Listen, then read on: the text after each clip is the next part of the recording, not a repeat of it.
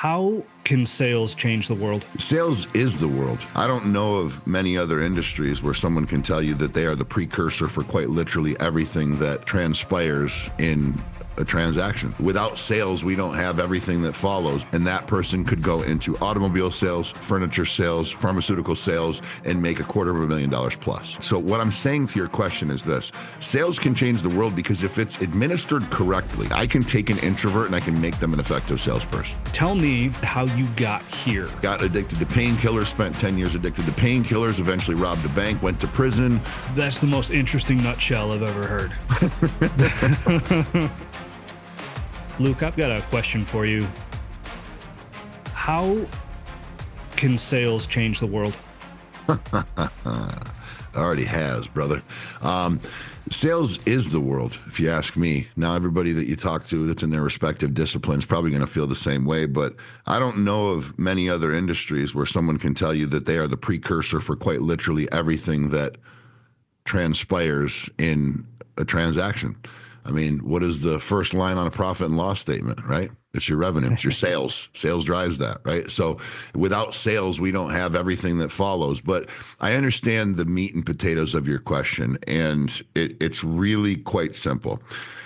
I believe that there is a void that exists, and there's a large subset of people that could be experiencing tremendously more income than they are right now.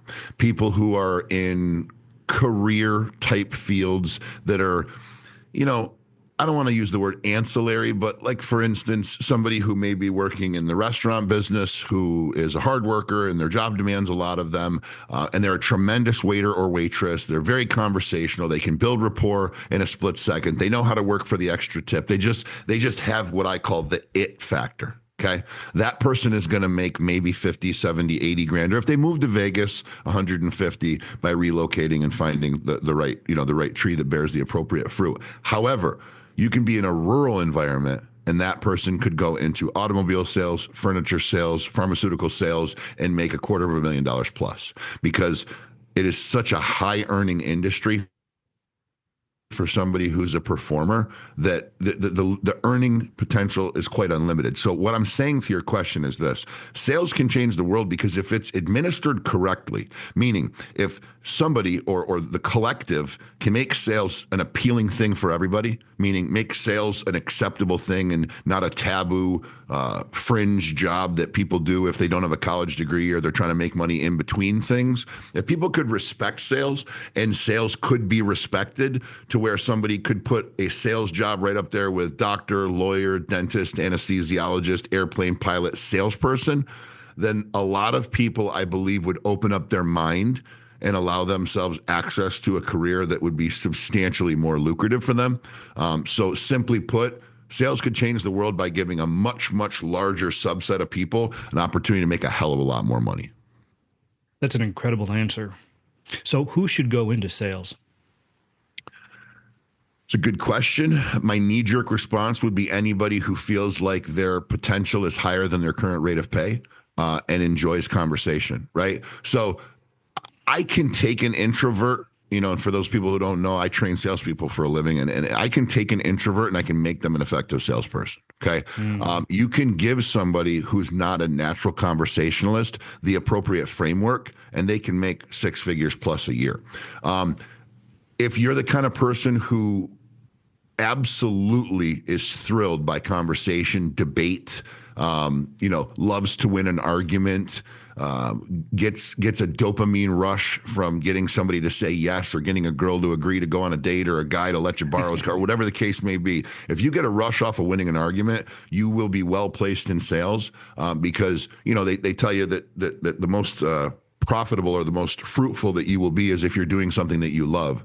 And there's a whole rabbit hole that we can go down there about dopamine and natural people with naturally occurring dopamine deficits and where those people find a home in sales because of the dopamine rush that it gets. And there's a whole substrata there that we can go into. But people that like to win arguments, people that like to not have a ceiling on their income, the guy that's working in the factory that says, man, I benched 38 more pieces today than that guy, but we walked out both making $18 in our, 8 hours that we work today, that guy should try sales. The guy that's waiting tables and wants to make 200 grand a year, that guy or gal should try sales. And anybody else who has that burning desire to make stupid money or FU money, but doesn't have a college degree, nor do they want to go into academia, they should try sales. And I could go on forever, but that's at least a start. That is way more of an answer than I was expecting, if I'm being honest with you. That's incredible, Luke. Okay, so that's awesome. We're going to talk all about that today. Tell me, if you'd be so kind, how you got here. Yeah, man. Like, so concise version. I grew up, dad was a car salesperson. I was a football player, legacy car dealer family. I was going to be the guy that broke the mold. So worked real hard, played football, got a scholarship, busted up my shoulder, lost the scholarship, went into the workforce, got a surgery, screwed up the surgery, got addicted to painkillers, spent 10 years addicted to painkillers, eventually robbed a bank, went to prison. After prison, got better, changed my moral compass, got some value and some mentorship, and then decided to go back into sales, but with a completely different outlook on what sales was and what it could be. And then that readjustment or realignment of my moral compass and a shift in what my goals were, meaning it was no longer to talk people out of their money and try to get a quick one hit. It was to try to establish relationships, network, and build a career in sales.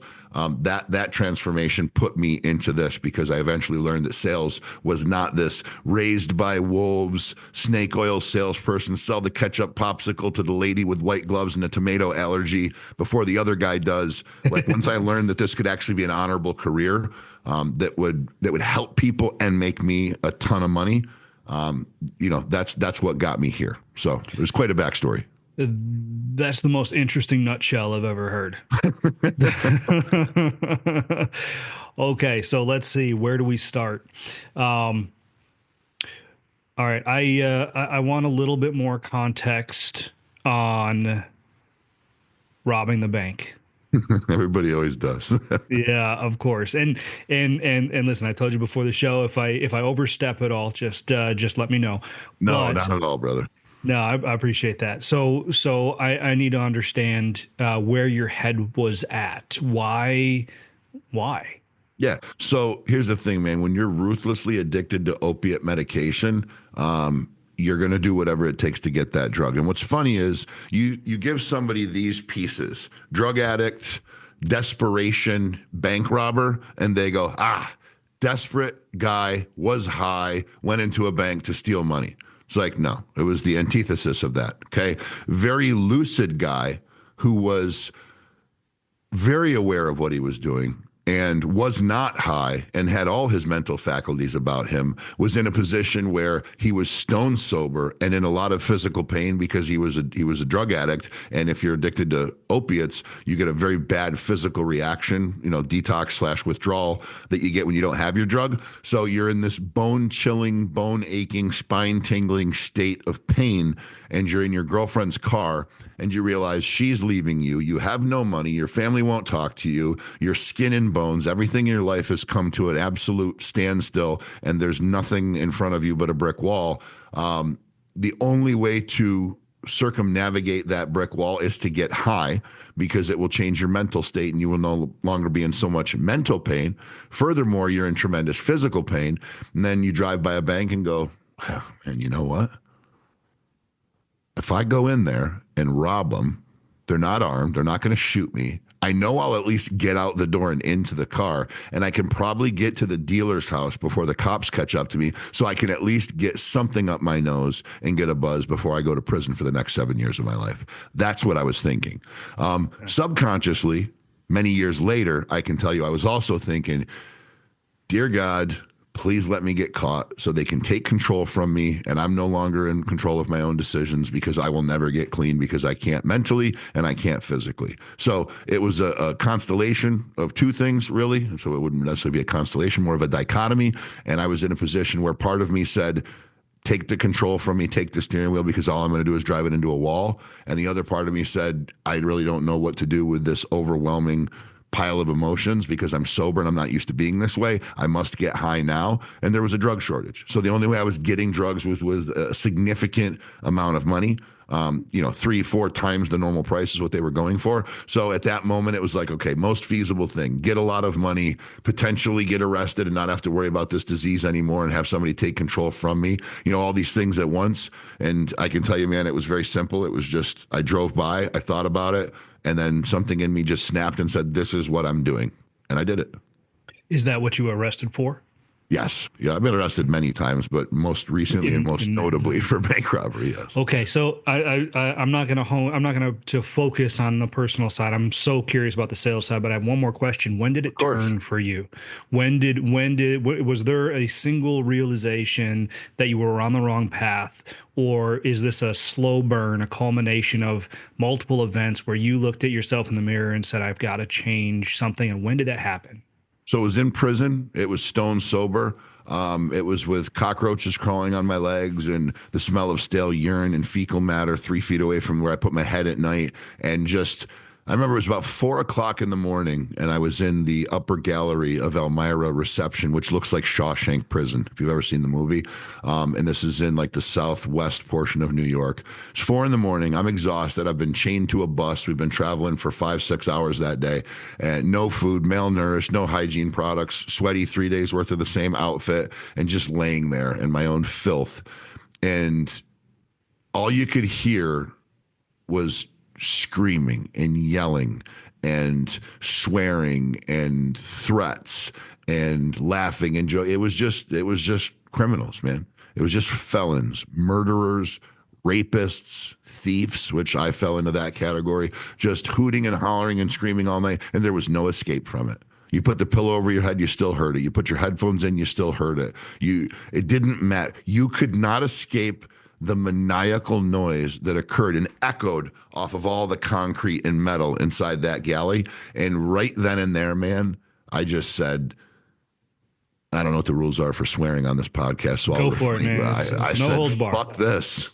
I said, fuck this, man. This is not me. I am not a badass. I'm not a criminal. I'm a fucking drug addict. That's what I am. And I got to fix it. And in that moment, about probably an hour later, I had a guy come by, one of the porters, and he handed me a Valium and said, here, this will help you sleep. I know you're having trouble. And I pushed it right back at him and said, no, thank you. I'm all done. And, that was one of many realizations that happened, but that's the most vivid. And I can tell you, as somebody who was detoxing and experiencing very vivid, real, very sharp sounds and emotions, it's very difficult to explain to anybody that's never been through it. But if you could consider when you've had your worst fever, and your body is just in a complete state of shock, and the blanket feels scratchy on your skin, and the pillowcase feels thick and moist with sweat on the back of your neck, and it's just everything is hypersensitive. The school bus goes by, the tractor trailer Jake breaks, and it's like someone's beating a drum against your head, like 24/7, days after days after days after days. And at some point, it just becomes too much, and that moment for me, it was too much, and I'd had enough, and that's where the change probably pivoted for the first point. All right. Well, I appreciate your transparency, Luke. Sure. I am curious, what lessons did you take away from that to help your career?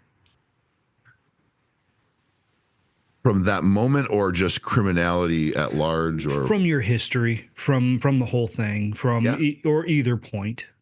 It's the foundation of my career, which is I lived my life for 29 years in a way that the people that mentored me and raised me taught me that get one over on somebody as quickly and viciously as you can, because somebody's going to.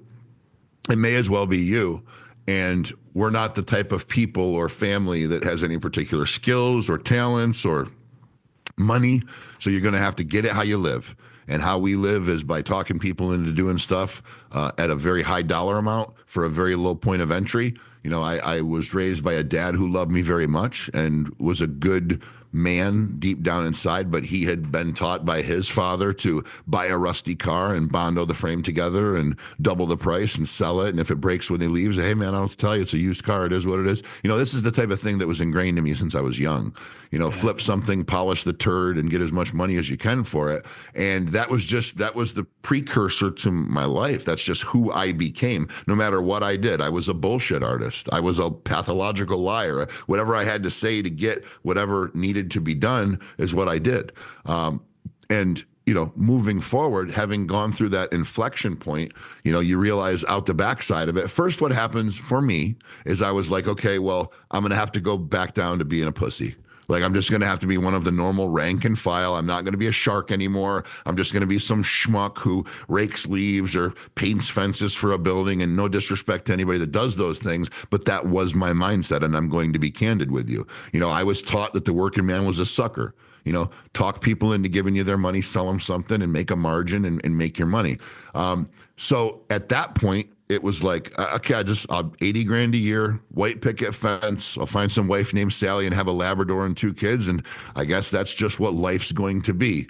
I was so limited in my thinking, man. I was so friggin' limited in my thinking. But what that good, clean moral compass represented for me was freedom and not having to live sleeping with one eye closed anymore. And I was willing to make that trade-off. Here on my desk, you see the statue of Themis. She's the goddess of justice and good reason.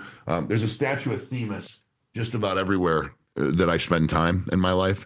And that's because she represents to me that you have to live your life in balance.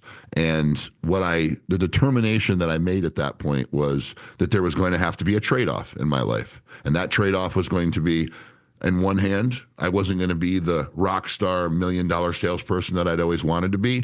But in the other hand, I was going to have freedom. I was going to have, I was going to be free from having to look over my shoulder and sleep with one eye open. And I would be in a position to actually live a life that I could be proud of. Hell yeah. All right, that's great. All right, first piece of advice. If you could give advice to one person or to somebody going through a hard time right now, similar to what you would probably call rock bottom, what would that advice be? Somebody going through rock bottom, man, there's a lot of different things that you can say. And without further context, it's difficult to make just an overarching statement. But what I can tell you is this. People say things for a reason, right? There's a saying I have, and if you're in a room and there's 99 people wearing raincoats and you got a white T-shirt on, eventually someone's going to see your nipples, okay? And what that means is if you're in an environment and you see that the entire collective is moving or behaving in a different way that you are, then you're probably wrong, okay?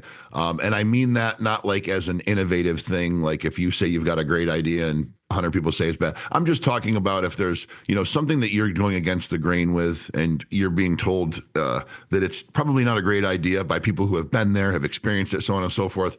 There's a great chance that you're wrong. The flip side of that coin is, and what I'm going to say here is, if there is a collective of people or a significant amount of people that have said something in regards to the pain of being downtrodden or being in a low spot, that it's probably right. So things like, pain is temporary is very true. Things like, it's always darkest before the dawn is very true. Things like adversity is simply what builds strength on the other side, or any other variation of that statement is true. And here's what it boils down to. You can only fail if you throw in the towel. Okay. I love that. There is no failure in misgiving or mistakes or shortcomings or trips and falls. The only way that you can be considered a failure and that you've truly just fucked it all up is if you throw in the towel and you quit. And to kind of augment that statement, I would ask the person going through that dark period to then reflect on all of the people that they revere in their life, the people that they look at and say, man, if I could only be like that person, and pick one, maybe 2 of those people out and set them up on a virtual pedestal in your head and say, okay, if I were to go interview those 2 people, would they likely tell me that their life has been relatively easy, that they were given a lot of success at the outset and didn't have to work for much, and that the path to success or wealth or freedom or whatever it is that you're after, what wasn't riddled with issues? The chances of that being the reality it's almost silly to say, right? Take anybody that's accomplished a great thing and they either spent time in prison, spent time addicted to drugs, got divorced by their wife, lost their leg. Like, look at Marcus Luttrell. He's the author of Lone Survivor. Mark Wahlberg made a movie about him. I met Mr. Luttrell, the great American that he is, when I spoke and did a keynote at the same place that he spoke at. And that guy, at one point, had everything taken from him. He had his gun taken from him. He had all 6 or 7 of his platoon mates killed in front of him, slayed, murdered. He was taken into a village that was foreign to him. He was in a place where nothing was familiar to him. He had no clothes, no food, no money, no weapons, no defense. He was physically abused. He was emaciated. He was sick. And yet he still got up every day. He still bathed himself. He still nourished himself. He still had hope. He was told by the United States Navy that he was an expendable asset. And if he were ever to be lost behind enemy lines, he may as well take his own life because they weren't coming for him. Yet he persevered. And now he's got a movie made after him. He's a best-selling author. He goes on speaking tours. And he always has the scars of those memories in his mind. But he was on Rogan, not too far back, talking about his experience. My point is he went from hell to superstardom all because he simply persevered and pushed through. But it ain't fucking easy, man. Everybody wants that instant gratification. Everybody wants to be in that shit situation and go, well, just throw me the life preserver. What's the one lever I can pull to just make this go away? It's not. It's going to require you to dig with a small shovel. It's going to require you to stack rocks so you can get out of the hole. It's going to require you to get dirt under your fingernails. And you're probably going to bleed, sweat, and cry a little bit. But on the other side of it, once you've been through that thing, you'll be far more powerful a human than you ever considered that you could be because you never considered you would get through such a tragedy. So shut the fuck up, keep pushing, grab a hold of your balls and get it done, because on the other side of it, there's something so incredible that you can't fathom getting through the pain, so you can't possibly fathom the victory that waits on the other side. That's the advice that I would give somebody going through that. It's pretty damn good advice, Luke. I appreciate it. I'm about to run through a brick wall right now because of the way, this is fantastic. And I really love what you said. My dad actually instilled that in me years ago, that you only fail when you quit. Mm-hmm. Right. And so I'm a big believer in that. I'm everything in my life, I've applied that philosophy to, and it's true. I mean, it truly is. But unfortunately, I believe it's one of those things that you have to do it to believe it. It's hard to tell somebody that, right? Especially if they're at rock bottom. How many people probably told you that when you were at rock bottom, and what the hell did you say to them? You know what I mean? And so I appreciate that advice, and I want to call that out, because if there's anybody like, I don't know what the fuck this guy is talking about, maybe just reminding them that it's one of those things they have to experience is enough to get them to experience it. So thank you for that, Luke. I appreciate it. Let's get back on the track of sales. Sure.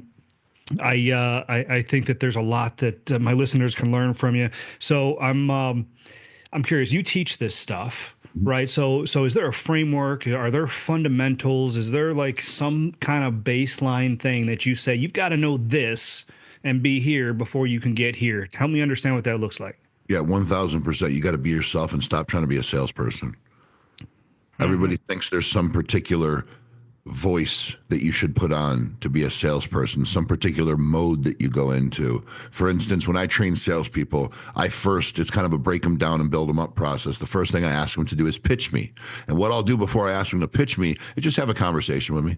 And I always bring up Ricky, because Ricky's a great example. This one guy long ago, he ended up being an employee of mine. I was like, so Ricky, where are you from? I'm from Liverpool, New York. And what do you do? Well, I used to be a security guard at the hospital. And what do you have any kids? Oh, I got my little baby girl. She's just the apple of my eye. And what do you do for fun? I like to toke a little pot and play some video games and dirt. I'm like, okay, all right, man, well, give me your pitch. Well, hey there, Mr. Luke. Welcome to the car dealership. How are you? Nice to meet you. Boy, that's a lovely little boy you got with you today. And I just looked at him and said, who the fuck is that guy? What? Who? I was just talking to Ricky a few minutes ago. Who the hell is this guy? And we discover at length and at scale, when we talk to many, many, many, many people, that human beings, and it's because of media and movies and the things that they've learned and the things that are embedded into them from childhood, that a salesperson is someone who talks like this and, oh yeah, man, that's just a great product. It's the C Mixer 5000 and it's got rotating blades and a low frequency. It's like, stop. That's a radio announcer, right? People tend to put on a character when they go to sell, right? Even door-to-door guys, right? They'll go, all right, let's get ready. And it's like that is the antithesis of what you should be doing as a salesperson. Because if you're a customer, we teach something in P2P, it's paid to persuade for the people that aren't familiar. We teach something called perspective over perception. And this is actually something that I learned from the CIA. And in the CIA, they teach their analysts or their negotiators, and again, don't take me verbatim, take it as a concept.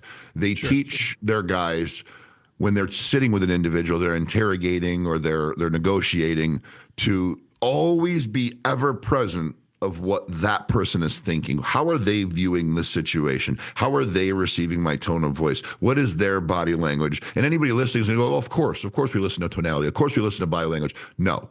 What I'm saying to you is quit worrying about where you want to take the sale next and become completely immersed in what is going through your customer's mind. Okay. And it's a very difficult thing to teach. It doesn't happen overnight, and anybody hearing this isn't just going to snap into it. It's something that's learned and it's got to be iterated upon. But that one framework, that one thing, first piece of advice I would give anybody looking to be more effective at sales is, if this is how you talk, this is how you sell. If you hear me try to sell somebody a car, it's me, hey, how you doing, man? What's going on, guy? You looking for a pickup truck? Cool, let's go take a look at them. Not, hey, guys, hey, welcome to Smithtown Ford. How's it going? Were you looking for a 4x4 or what? Like, just knock that shit off. Not everybody does it, but it's like 7 out of 10. The other thing I would tell you is that you must have a basic framework to operate off of. Now, in Paid to Persuade, we teach something called the Big Three, and it's effective across the board, every industry. Now, I hear a lot of sales trainers, our sales training works in every industry. No. Your framework may be good for any kind of sales, but it requires iteration and build out for every different industry. You're not just going to take my book on selling and go into HVAC and crush it, right? You're going to have to take the principal things, the fundamental things, and weave them into what is done in HVAC or solar or real estate, right? So the best sales trainings, and of course, I'm a little biased to mine, but are the ones that have the most thorough framework, okay? Sure. And so our Big Three is: what brought you here today? What is your buying power? And what did you hope to accomplish? Meaning, these are not questions. Notice I didn't say word tracks. I didn't say, specialized questions. And that's, big thing out there, these special questions. Everybody wants to trademark the English language, right? They want to put a few words together, call it a sentence, and say, oh, this is the trademark such and such question. It's like, no, it's a fucking question. Okay. You can't hijack the English language, right? Yeah. So, but the Big Three: what brought you here today? What is your buying power? What did you hope to accomplish? Well, I'll get door to door guys say, well, nobody brought them here. They're not coming to my place. It's like, I understand, dummy, but you had a cold pitch, right? Yeah. Okay. Are they still talking to you? Yeah. Okay. Why? What do you mean? You said X, Y, and Z, and then asked them if they'd listen, and they said yes, right? Okay. Why? Well, I don't know. Well, you got to discover that, right? You got to figure out why they're interested. You got to ask some questions, interrogate a little bit, right? Yeah, okay. That's what brought you here today. So it stems from brick and mortar sales. This was originally developed for car dealerships, okay? So you go into a car dealership, what brought you here today, okay? So let's stick to that. Let's say it's a car dealership. What brought you here today? The average salesperson's going to go, well, they said they're looking for a car. Right, genius. They weren't looking for dental work. Okay, it's a car dealership. But I'm not a DICK when I train people. This is for comedic effect, right? Sure, of course. But my point is, okay, what brought, like, they're looking for a car. Great. Are they looking for a 4-wheel drive or a red one? Like, did they total their car? Did their car break down? Is someone buying them a car? Did they just get a pre-approval letter from their credit union? Like, what is the precursor or the stimulus for this shopping experience? Or if you're cold knocking, why did they let you across the threshold? What is it about your product that they find interesting? So it's a discovery process. That's what brought you here today. The second thing is, what is your buying power? Every salesperson in the world knows that they've showed a product or a service and gotten to the end where they've asked the person to buy the product or the service, only to hear, well, I don't have the money for that right now. Or I don't think I'll qualify for the financing, or now is not a good time. Okay. So the whole basis of this, Josh, is what we call compassionate interrogation. Okay. It is a ruthless discovery process at the outset of the sale. So for every salesperson out there, if you can interact with your customer in a way that at the very beginning of the conversation, you can solve for what stimulated them to be doing what they're doing right now as far as shopping. Number two, what is their buying power? Do they have money saved up in the bank? Are they looking to try to engage with your financing? Are they credit worthy? All these things. And then finally, what do they hope to accomplish? Like, they're meeting with you, they're talking with you. By the time you get to the end of this conversation, what are they hoping to accomplish? And there's a reason for all this, Josh. Today, 90% of buyers are coming to businesses with a buying decision made. They don't need to be sold. They've already made up their mind. The question is, are they going to do business with you or that guy? So when they've already made up that buying decision, you can go on a discovery process and, quite frankly, get every objectionable component eliminated from that sale before you even ask for the close. We teach salespeople only to ask for the close when they already know what the answer is going to be. Okay. So I went off on a little bit of a spin there, but the basic answer to your question is remaining yourself, staying ruthlessly authentic, and questioning your customer and going through a significant discovery process at the beginning of your conversation, because it will make you about 100 times more likely to sell that customer, because you can sidestep objections before they even come. That's amazing. So I like to try to summarize for my audience what I heard and let you correct me if I'm wrong. Okay. So in the simplest form, what I heard is that customers buy when they feel understood.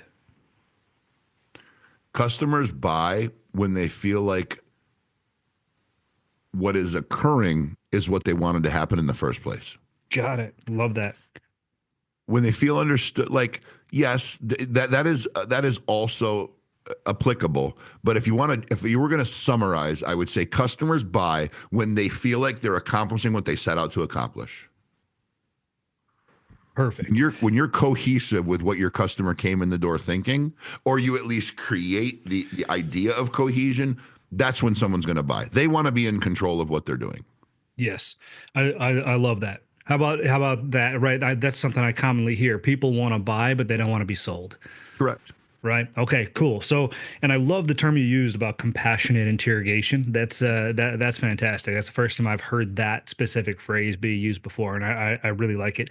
So I want to kind of get into the perception of this a little bit, because I've known this perception of sales and salespeople to infiltrate in multiple different areas, and I'll explain what I mean. So I've seen business owners hesitant to bring on salespeople for their organization because of the perception of salespeople. I've seen people that are good at being themselves and actually selling something shy away from doing that for a living because of the perception of sales and salespeople. And Yep. I like to talk about this, and I think that there is a direct parallel here with the perception of being a salesman compared to the perception of being say an HVAC technician. Sure. Right? There are elements that people don't know, but they use their own facets to assume. And so I kind of want to understand a little better about that perception of a salesman and why it's such a hindrance to people. Like, what are we missing, Luke? Well, traditionally, a salesperson is thought to be someone that talks you into spending money that you didn't want to spend, talks you into spending more, buying more, extending your loan term, extending the dollar amount financed, buying extra. Instead of buying a mattress for your master bedroom, buying the mattress for your master bedroom, but the furniture for the nursery for the kid that you haven't even had yet, that you're thinking about conceiving. Like, historically, salespeople have been the person that try to take interest and turn it into a home run at your expense. Also, talk you into doing things that you don't want to do, which is fundamentally flawed. That's a logical fallacy, because human beings will not do something they don't want to do. No matter how good of a goddamn salesperson you are, you cannot convince somebody to do something that they don't want to do. That's just plain and simple. You would have to exude physical force, and at that point, you're not a salesperson, right? You're a criminal, okay? But people believe that salespeople are nefarious actors because it's been ingrained to their thinking, right? Furthermore, it's like, you could tell somebody that a Ford truck is a piece of crap, right? They're the most trusted, longest lasting pickup truck on the road, according to some commercial somewhere. But if you say found on road dead or fix or repair daily, well, every time there's a broken Ford, they're going to pay attention to it. And it's going to continue to be an addendum to what their thought process was as far as Fords being a bad vehicle. Now, you tell people that salespeople are scummy, They can go buy a refrigerator and enjoy the process. They can go buy a dishwasher and enjoy the process, a house and enjoy the process, and then dental work and be upsold by a dental technician, enjoy the process. But then a car salesperson talks them into buying an extended warranty and a rust and dust package that's too expensive, and their car payment goes up by $100 and they didn't want it to. Well, now you're right. Salespeople are scumbags, right? So it's a very slippery slope, man. And realistically, the most effective salespeople I know are the ones that have made peace with the fact that they're good. They're good people. Their customers know that they're good people. They do right by people, and they just execute. But for those who are, I don't want to say weak of mind, but maybe don't have the history or the background or the experience to be super, super self-confident, they can very easily fall into that trap, that it is a nefarious career. All right, I appreciate that explanation. That really helps to that helps me understand kind of where it comes from. I had an idea, but that was a very succinct explanation. Can I augment that, Joe? I just want to add on. Yeah. Okay, so because you talked about something I think is incredibly important, which is business owners not wanting to hire salespeople. You get this entrepreneur, he's an HVAC guy, he goes out, sells all his own jobs, does a great job, and all of a sudden, because he's so damn good at what he does, his phone's ringing off the hook, right? Yep. Patty, his neighbors, referring him to this one. Mike, the doctor that he just installed an overhead system for, is referring him to his buddy who owns a gym, and da-da-da. Next thing you know, he's like, and it's like, dude, just expand, scale, bro. Like, okay, so he gets another guy. Then that guy's doing good work, but it's not quite enough incoming business to sustain him and that guy. So it's like, well, now that guy's an expense. Now he's taking food out of my mouth because on the days that I don't get the referral phone calls, I'm having to keep him busy and he's taking on my job. So it's like, well, what do we do? Well, dude, hire a sales guy. I ain't freaking hiring a sales guy. What? They're more trouble than they're worth. Why? The reason being, salespeople at large are a very diverse array of people, okay? Good salespeople, really good salespeople, are one very small subset of people. And the people who are very good salespeople are generally also people who have ADD. That is just reality, okay? They are verbose, they are outgoing, they can handle many things going on at one time, and they're very hyperactive. That's why they're a great salesperson. But if you understand that ADD is a relative lack of dopamine in the brain, then you understand that you can draw two things very much together, which is good salespeople are usually addicts in some way, shape, or form. They have a drug addiction. They have a sex addiction. They have an alcohol addiction, a gambling addiction.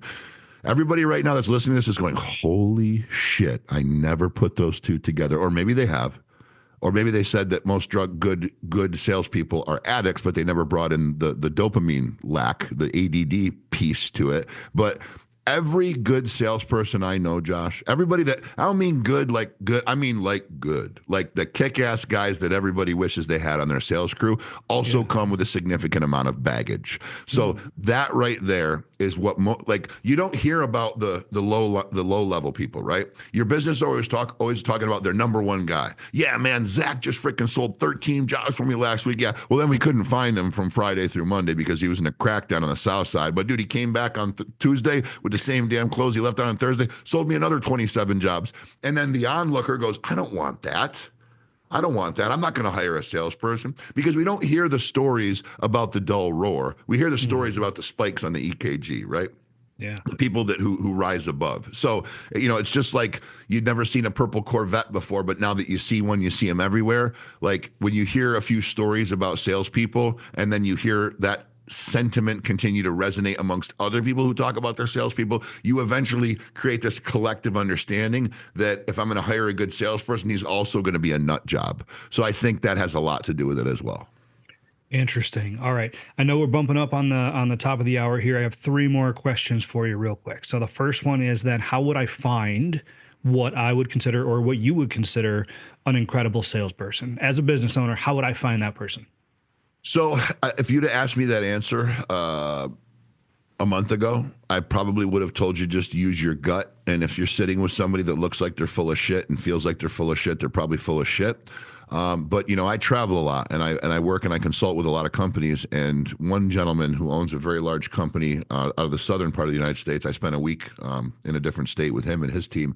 And we went to dinner. We ended up spending 3 hours at dinner because it just, when great minds get together, I would say great minds, when similar minds get together, I didn't mean to sound arrogant, but when deep thinkers get together, we think deep, right? Mm. And he was piggybacking off me and I was pinging ideas off him. And one of the things that he has found to be a good solution, and I would pass this information along as the gospel because this guy's a very, very strong entrepreneur.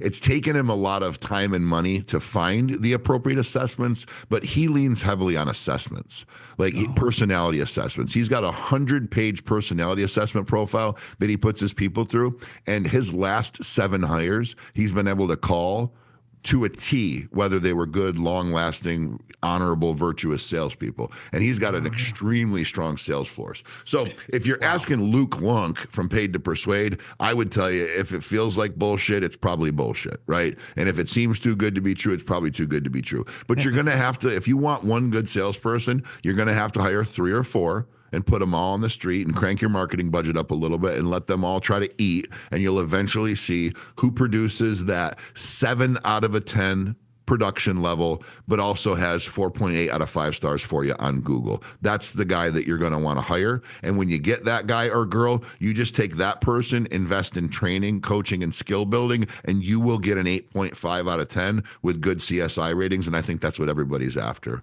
But I can tell you, it would be worth looking into those personality assessment profiles. I certainly am. And I can tell you it's pretty profound with AI and with the years of experience that we have from Sigmund Freud and everybody else that have dove rather deep inside the human mind, that you can pretty much figure somebody out by asking them a series of quite a few questions. They're wild. DISC, Colby, predictive index, culture index, all those things. I've taken all of them, and it's amazing how scary accurate they are. How accurate they are. Yeah. Yeah. So, all right. No, I appreciate that response. Okay. Second question, before we wrap up, one more after this is, what is the most important question I didn't ask?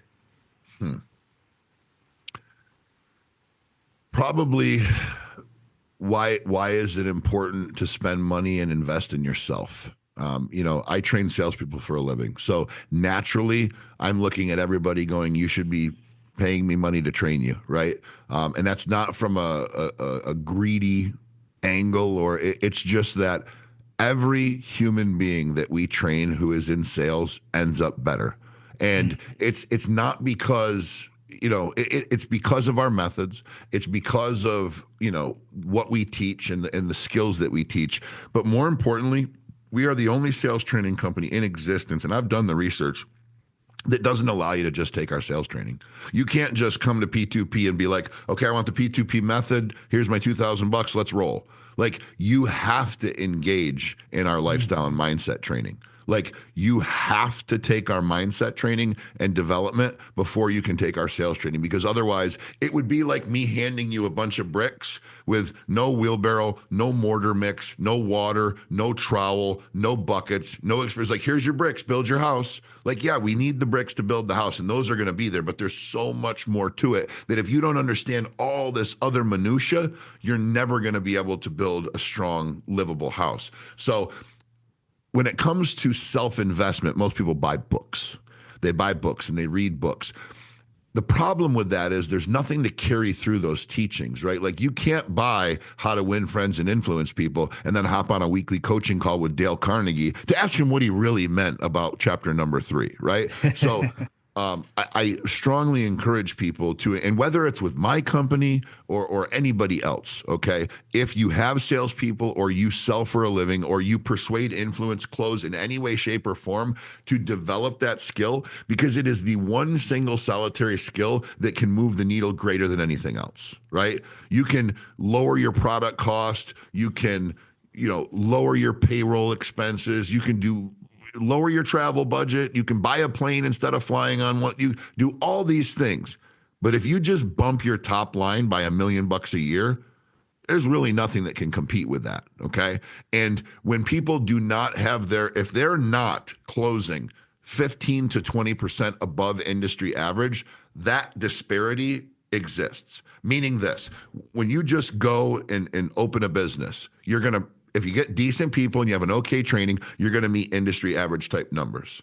When you have strong, very, very strong training with strict follow through and ongoing support, you can get generally 15 to 20%. It's proven, and we hit these numbers and well above sometimes, that type of increase above the bar. So my point is, unless you're doing that, you're leaving all that money on the table. So one of the biggest things I try to share with people is, start small. Just, you don't have to go in and spend 30 grand on a mastermind and private code. Just get something that's ongoing mentorship and maintenance, and a product that claims to get you X, Y, or Z thing, and try 3 or 4. Don't just try one and say that didn't work or it only worked this well.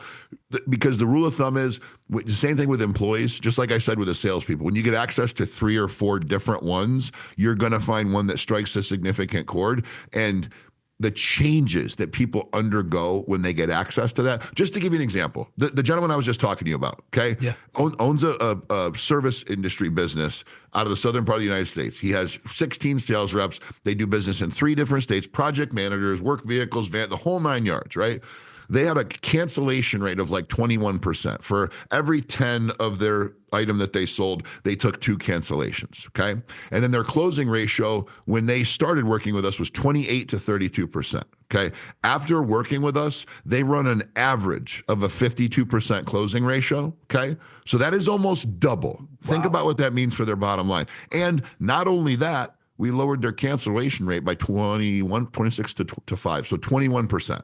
So a net gain of 50%, okay? Or excuse me, 38%, whatever the math is for everyone who's listening. My point is that the amount of gratitude that company showed us for just doing what we did and teaching what we taught, and we get on a call once a week with their salespeople and they're laughing, clapping, happy to see it, because everybody's making more freaking money, man. And it's all because we gave them access to fundamental skills and framework that we know because we've done this for 25 years and we've done all the sampling and we've done all the research. So long drawn out Donald Trump weave of an answer to your question, but take a risk, man. Compartmentalize $5,000 to your budget and just say, I'm going to go shoot this out into the wild blue yonder and access some training resources. I promise you one of those is going to be a good fit. Amazing, man. That's fantastic. One last simple question for you, and you might have already answered it. I don't know, but I'm going to ask it anyway.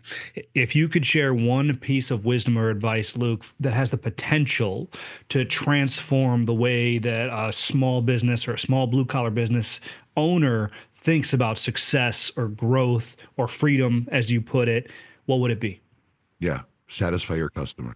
Yeah.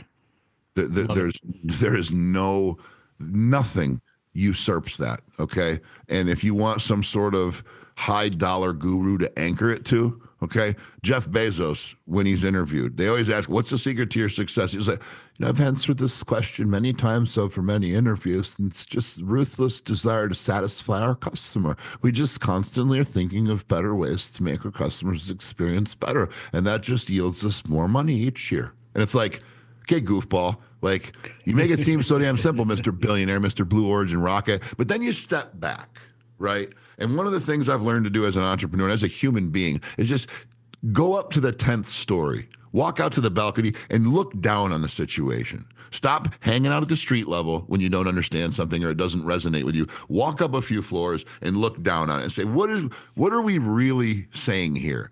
And it's so fundamentally simple, man. When a company just focuses on tying up all the loose ends in their business, the CSI stuff, the follow-up stuff, the making sure we clean the nails off their yard stuff, the making sure that if they refer us a customer, we do pay them the referral fee, making sure that if we've ordered their product and it's not been dropped on their lawn yet, that we call them every day with an update. Hey, we're still good for Thursday, Tuesday. Hey, we're still good for Thursday, Wednesday. Hey, we're still good for Thursday. Why am I calling them every day when I told them on Monday it was going to be there Thursday? Because communication is key and touch points mean everything to a customer. And if you as a business owner simply wake up in the morning and go, how can I make my customer experience better today? Your business will naturally grow without you even having to put in the effort.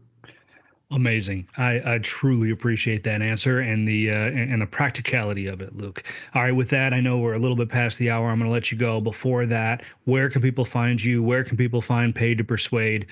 Give us the digs, man.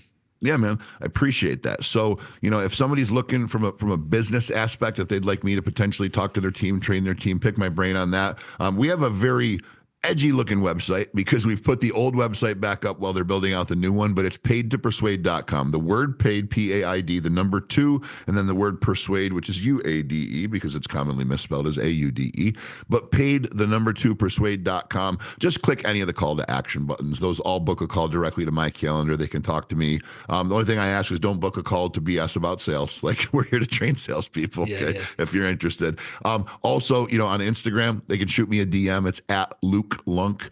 We administer on a daily basis free sales tips, little tidbits of knowledge, reaction videos, what to do, what not to do. So if they're looking to just simply get a little bit of a shot in the arm of sales knowledge, they can follow me at Luke Lunk on Instagram, TikTok, any of the major platforms. And then on YouTube, we are paid to persuade as well. So for anybody that's interested in any of that, man, we'd be happy to hear from you. Hell yeah, Luke. I really appreciate your time, man. I know you're a busy guy, but the wisdom you shared with me and our audience today is incredible, and I know they're going to get a ton of value out of it. Thank you. Well, I'm honored to be here, man. It's pretty damn cool what you built from the ground up, man. You should be proud of yourself. I appreciate it, Luke. Be well. You as well, man.